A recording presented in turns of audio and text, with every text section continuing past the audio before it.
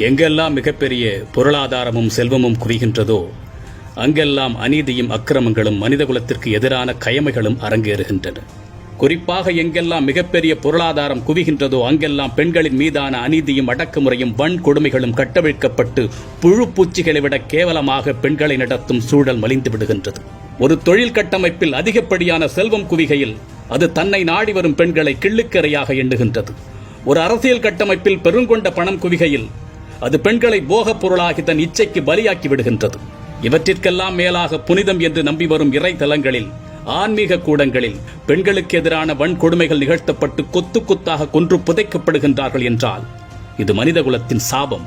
எந்த ஒரு சமூகம் பெண்களை மதித்து கண்ணியப்படுத்துகின்றதோ அந்த சமூகம்தான் வெற்றி சமூகமாக மாறும். மாறாக ஒரு பெண்ணை மதிக்காத சமூகம் சீரழிந்து சின்னாபின்னமாகும். நம் மக்களும் இதில் குறைந்தவர்கள் அல்ல. ஒரு பெண் வன்கொடுமைக்கு ஆளாக்கப்பட்டால் அவள் இந்துவாக இருந்தால் அதனால் ஏற்படும் சமூக கொந்தளிப்பு என்பது வேறு. பெரும்பான்மை சாதி என்றால் இந்த சமூகத்தின் பார்வை வேறு. தலித் பெண்கள் என்றால் வேறு, கிறிஸ்துவர்கள் என்றால் வேறு, இஸ்லாமியர்கள் என்றால் வேறு. ஏன் தெரியுமா? இங்கு பெண் வெறும் பெண்ணாக மற்றும் பார்க்கப்படுவது கிடையாது, சக உயிர் என்று மதிக்கப்படுவது கிடையாது.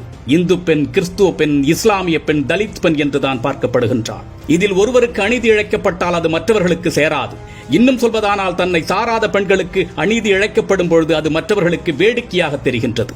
இங்கு ஆசிபாவும் ஆண்ட்ரியாவும் அஸ்வினியும் ஒரே பார்வையில் பார்க்கப்படுவது கிடையாது. இந்த கீழ்த்தரமான சிந்தனையிலிருந்து சமூகம் என்று வெளிவருகின்றதோ அப்பொழுதுதான் பெண்களை நாம் கண்ணியப்படுத்துகின்றோம் என்று நாமே உணரும் நிலை வரும். நம் வீட்டிலும் பெண் குழந்தைகள் இருக்கின்றார்கள். நினைத்து பாருங்கள், ஒரு குழந்தை வன்புணர்வு செய்து கொல்லப்படுவது எவ்வளவு கொடுமையானது என்று.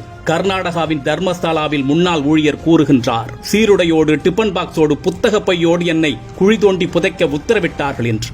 எண்ணி பாருங்கள் இது எவ்வளவு கொடுமை என்று. ஆனால் நாம் இவற்றையெல்லாம் சில நாட்களில் கடந்து போய்விடுவோம். ஒரு திரைப்படத்தை பார்த்து அந்த நேரத்தில் கண்ணீர் கசிந்து படம் முடிந்ததும் நம் வேலைகளை பார்க்க கிளம்பி விடுவது போல் 2020 சாத்தான்குளத்தில் ஜெயராஜ் பென்னிக்ஸ் அடித்து கொலை செய்யப்பட்ட போது நாடே பொங்கியது. சில நாட்களில் மறந்து போய்விட்டது. நேற்று அஜித்குமாருக்கு அதே அநீதி நிகழ்த்தப்பட்டிருக்கின்றது. மறுபடியும் பொங்குகின்றோம். இன்று தர்மசாலா வந்துவிட்ட பிறகு அஜித்குமார் மறக்கப்பட்டு விடுவார். இங்கு கட்சிகள் மாறினாலும் காட்சிகள் மாறப்போவது கிடையாது. இதிலிருந்து என்ன தெரிகின்றது? தவறு செய்பவர்கள் சட்டத்தையும் தண்டனையும் உதிரும் ரோமமாக கருதுகின்றார்கள். இதற்கெல்லாம் அடிப்படை காரணம் யார் தெரியுமா? நாம் தான். அநீதியையும் அக்கிரமங்களையும் பெண்ணிய வன்கொடுமைகளையும் வேடிக்கை பார்க்கும் நபர்களை நாம் ஆட்சியில் அமரச் செய்தோம் அல்லவா? தவறு நம்முடையதுதான். இந்த தவறுகளை செய்பவர்களுக்கு துணிச்சலை, தைரியத்தை யார் கொடுக்கின்றார்கள்? ஆட்சியாளர்கள் தான் கொடுக்கின்றார்கள். சரி, இவற்றுக்கெல்லாம் நாம் என்ன செய்ய முடியும் என்று நீங்கள் கேட்கலாம். முதலில் இவற்றையெல்லாம் கண்டும் காணாமல் போகும் சுரணையற்றவர்களாக நாம் இல்லாமல் இருந்தாலே போதும். ஒரு தவறை காணும் பொழுது அதை சொல்லாலோ செயலாலோ குறைந்தது மனதளவிலோ எதிர்வினையாற்றக்கூடிய சிந்தனைக்கு முதலில் நாம் வர வேண்டும். அந்த சிந்தனையை கொண்டவர்கள் அறிவால் ஒன்றிணைய வேண்டும். சாதி, மதம் என்ற கீழ்த்தரமான சிந்தனைகளை எல்லாம் தூக்கி எறிந்துவிட்டு தமிழ் என்ற ஒற்றை புள்ளியில் நாம் ஒன்றிணைய வேண்டும். சிந்தனை அளவில் ஒன்றிணைந்து படிப்படியாக செயல்படத் தொடங்கினால் மாற்றம் என்பது தன்னால் நிகழும். ஆனால் அது தானாக நிகழாது, நாம் தான் நிகழ்த்த வேண்டும். சமூகம் சீர்கெடுவது தீயவர்களால் மட்டுமல்ல, வேடிக்கை பார்த்து கொண்டிருக்கும் நல்லவர்களால் தான்.